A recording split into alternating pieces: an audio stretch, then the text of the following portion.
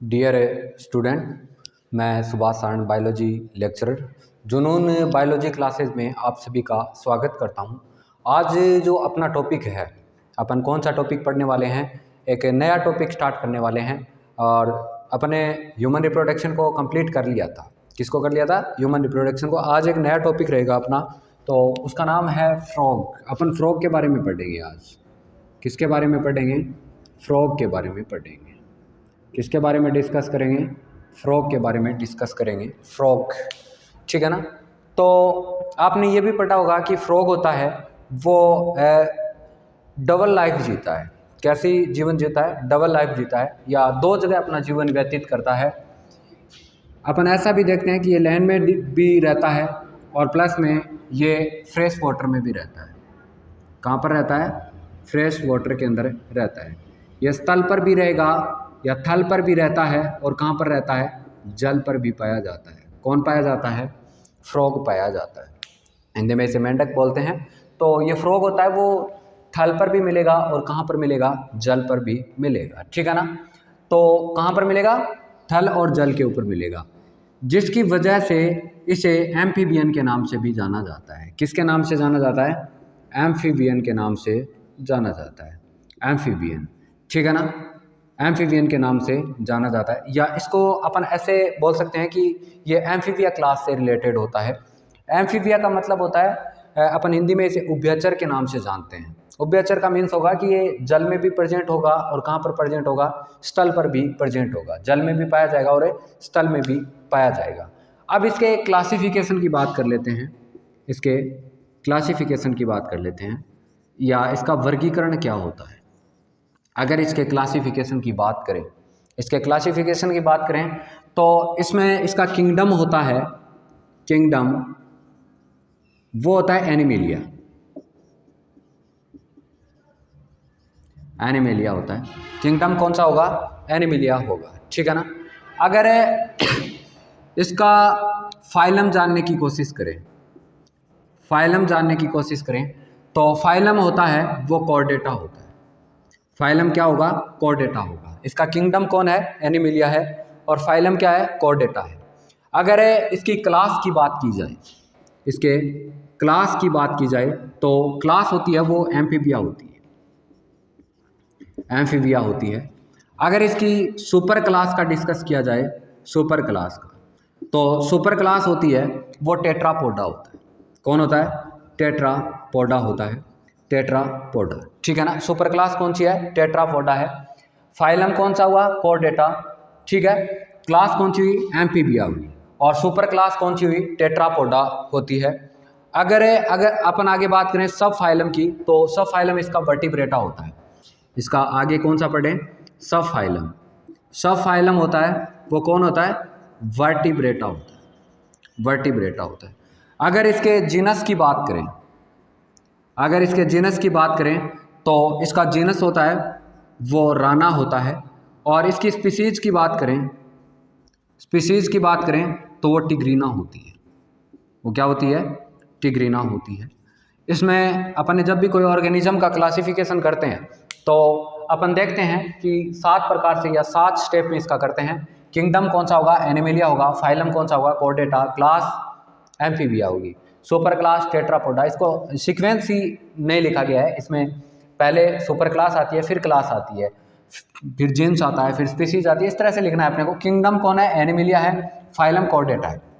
Class amphibia. और super class कौन है? टेट्रापोडा।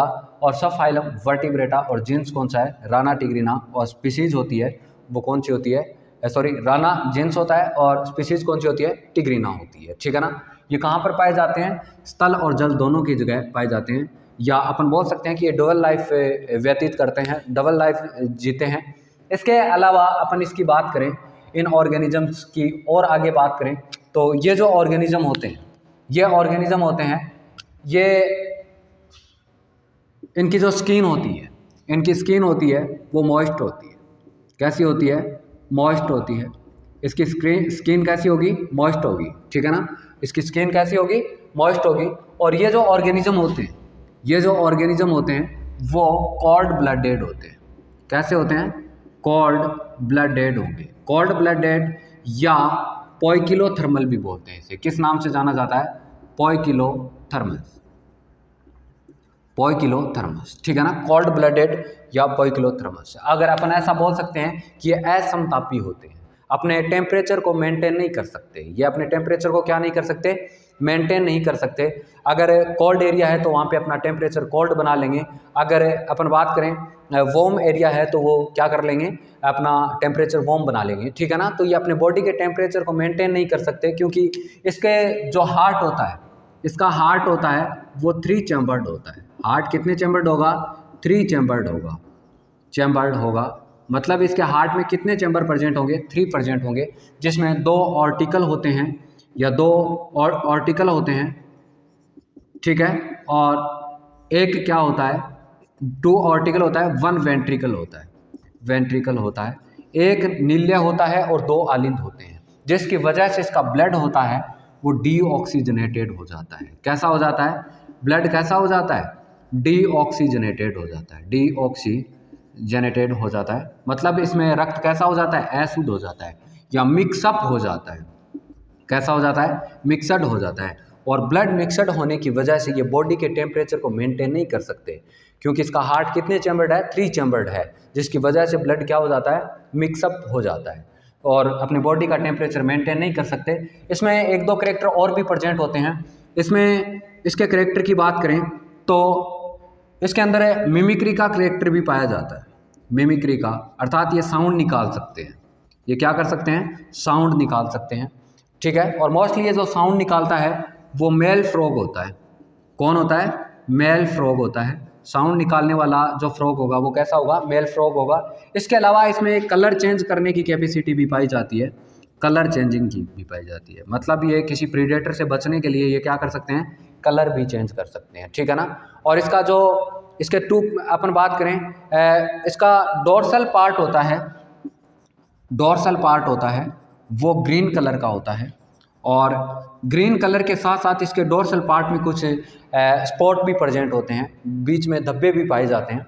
अगर इसके वेंट्रल पार्ट की बात करें, इसके वेंट्रल पार्ट की बात करें तो येलो कलर का होता है। कैसे कलर का होता है? येलो कलर का होता है। वेंट्रल पार्ट कैसा होता है? येलो कलर का होता है। और डोर्सल पार्ट होता है वो कैसा होता है? ग्रीन कलर का होता है।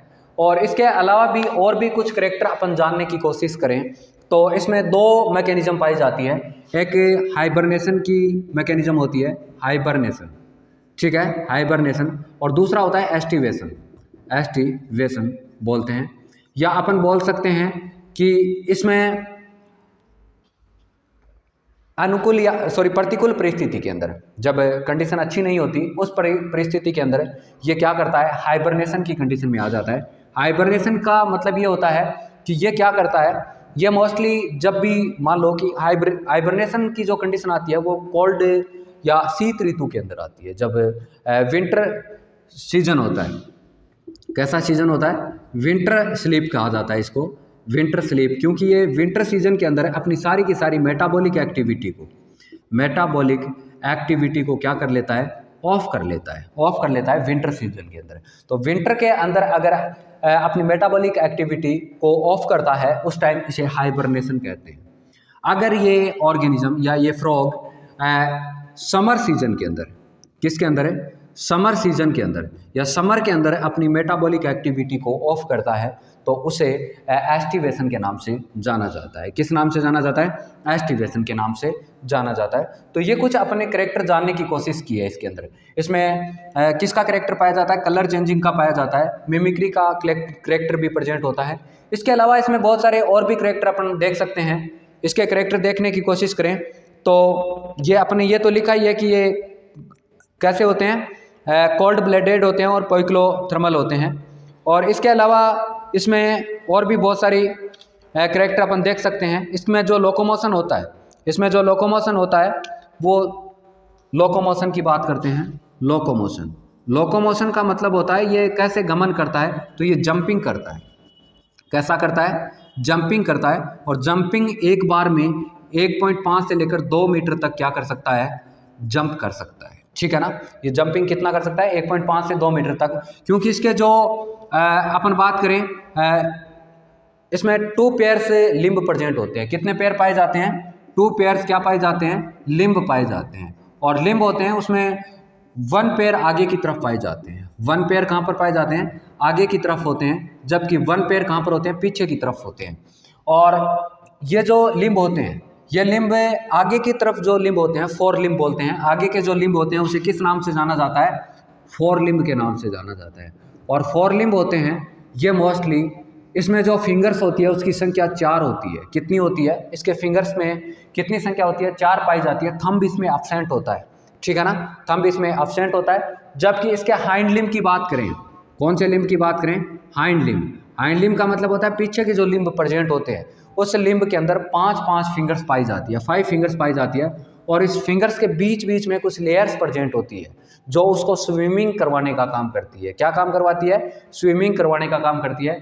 तो ये लिम्ब की वजह से ही क्या कर सकता है, लोकोमोशन कर सकता है। और लोकोमोशन की बात करें तो 1.5 से कितने मीटर मूवमेंट कर सकता है, 2 मीटर तक मूवमेंट कर सकता है। और अगर अपन इसके बात करें, स्किन होती है वो कैसी होती है, स्किन इसकी स्मूथ होती है, स्लिपरी होती है, और म्यूकस उसमें प्रेजेंट होती है, ठीक है ना। स्किन कैसी होती है, स्मूथ होगी, स्मूथ होगी, प्लस में इसमें क्या प्रेजेंट होती है, म्यूकस पाई जाती है। म्यूकस की वजह से ये स्लिपरी प्रकार की पाई जाती है, ठीक है ना। और इसकी स्किन के भी कुछ करेक्टर अपन ने देखे हैं। इसके अलावा इसकी बॉडी होती है, बॉडी होती है वो 2 पार्ट में डिवाइड होती है। कितने पार्ट में, 2 पार्ट में। पहला पार्ट होता है उसे हेड बोलते हैं और दूसरा ट्रंक बोलते हैं। और ये ट्रंक होता है, ये 2 पार्ट से मिलकर बना हुआ होता है। ऐसा मान सकते हैं कि इसका कोई भी ऑर्गेनिज्म का एब्डोमिनल और थोरेक्स भाग मिलकर किसका निर्माण करते हैं, ट्रंक का निर्माण करते हैं। तो इसकी बॉडी कितने पार्ट में होती है, 2 पार्ट में ही डिवाइड होती है। अपन ऐसा बोल सकते हैं कि इसमें एब्डोमिनल और थोरेक्स नहीं पाए जाते, और एब्डोमिनल और थोरेक्स की जगह ट्रंक पाया जाता है। और टेल इसके अंदर क्या होती है, एब्सेंट होती है। टेल इसके अंदर क्या होती है, एब्सेंट होती है। इसके अलावा और भी अपन कुछ करेक्टर जानने की कोशिश करें, इसके अलावा अपन कुछ और भी करेक्टर जानने की कोशिश करें तो इसमें ये जो ऑर्गेनिज्म होता है वो कार्निवोरस होता है, मांसाहारी होता है। कैसा होता है, कार्निवोरस होता है। इसमें जो मेल होता है वो आकार में बड़ा होता है, मेल साइज में क्या होगा, लार्ज होगा, और फीमेल साइज में क्या होती है, स्मॉल होती है। फीमेल साइज में कैसी होती है, स्मॉल होती है। और इसके अलावा और भी अपन कुछ करेक्टर देख सकते हैं इसके अंदर। ये कार्निवोरस है, मेल क्या होती है, आकार में छोटी होती है, ठीक है। अपने कुछ इसके कलर भी देखने की कोशिश की। अब एक बात और बता देता हूँ कि जो फ्रॉग होता है वो कभी भी पानी को नहीं पीता। फ्रॉग कभी भी वाटर को नहीं पीता, ड्रिंक नहीं करता। ये अपनी स्किन से ही क्या करता रहता है, वाटर को एब्जॉर्ब करता रहता है, ठीक है ना। और एक बात और बता देता हूँ कि मोस्टली जो ये जल में रहता है उस टाइम ये अपना जो रेस्पायरेशन होता है वो गिल्स के थ्रू करता है, ठीक है ना। जबकि आउटर एरिया के अंदर होता है उस टाइम ये रेस्पायरेशन की क्रिया कहाँ पर करता है, स्किन के द्वारा करता है, या अपन बोल सकते हैं लंग्स के द्वारा करता है। तो मेंढक होता है या फ्रॉग होता है वो कभी भी पानी नहीं पीता। पानी की बात करें तो वो कहाँ से एब्जॉर्ब कर रहा होता है, ये पानी स्किन से एब्जॉर्ब कर रहा होता है। एक बात और बता देता हूँ, जब ये हाइबरनेशन और एस्टिवेशन कंडीशन में जाता है तो उसमें रेस्पायरेशन होता है वो स्किन के थ्रू होता है। किसके थ्रू होता है, स्किन के थ्रू होता है। और इसके अंदर जो ब्लड होता है उस ब्लड के अंदर रेस्पायरेटरी पिगमेंट होता है, वो हीमोग्लोबिन होता है। और इसके अंदर की बात करें, आगे इसके ब्लड के अंदर की बात करें तो इसमें कुछ सेल्स प्रेजेंट होती है, जैसे प्लाज्मा और सेल्स होती है ना, उसी प्रकार से इसमें WBC भी होती है, RBC भी होती है, और प्लेटलेट्स भी होती है। तो इसमें रेस्पायरेटरी पिगमेंट होता है वो कौन होता है, हीमोग्लोबिन होता है। इसके अलावा इसके बहुत सारे अपने करेक्टर जानने की कोशिश की। ये कार्निवोरस होता है, ये जंपिंग कर सकता है। इसके अलावा अपने बहुत सारे और करेक्टर देखे, जैसे ये डबल लाइफ जीता है, इसे एम्फीबिया बोलते हैं। क्या बोलते हैं, एम्फीबिया बोला जाता है। इसमें मैन करेक्टर एस्टिवेशन और हाइबरनेशन की जो करेक्टर होते हैं वो देखने को मिलते हैं। अपनी सारी की सारी मेटाबॉलिक एक्टिविटी को वो बंद कर लेते हैं, ठीक है ना। और अगर सर्दियों के अंदर या विंटर के अंदर ये ऐसी क्रिया करते हैं तो उसे हाइबरनेशन कहते हैं, और गर्मियों में ऐसा करते हैं तो किस नाम से जाना जाता है, एस्टिवेशन के नाम से जाना जाता है। तो आज अपन ने फ्रॉग के कुछ करेक्टर को जानने की कोशिश की, किस प्रकार से होता है, उसका क्लासिफिकेशन भी देखा। तो उम्मीद करता हूँ ये लेक्चर आपको समझ में आया होगा। अपने मॉर्फोलॉजी देखिए, मैन किसको देखा है, मॉर्फोलॉजी को देखा है कि इसका कैसा क्लासिफिकेशन होता है, ठीक है ना। किस प्रकार से ये मूवमेंट करता है, ये किस प्रकार से इसके कलर चेंजिंग की क्षमता पाई जाती है, कितना चैम्बर्ड हार्ट होता है। इस प्रकार से आज अपने फ्रॉग को जानने की कोशिश करी। उम्मीद करता हूँ ये लेक्चर समझ में आया होगा। Thank you.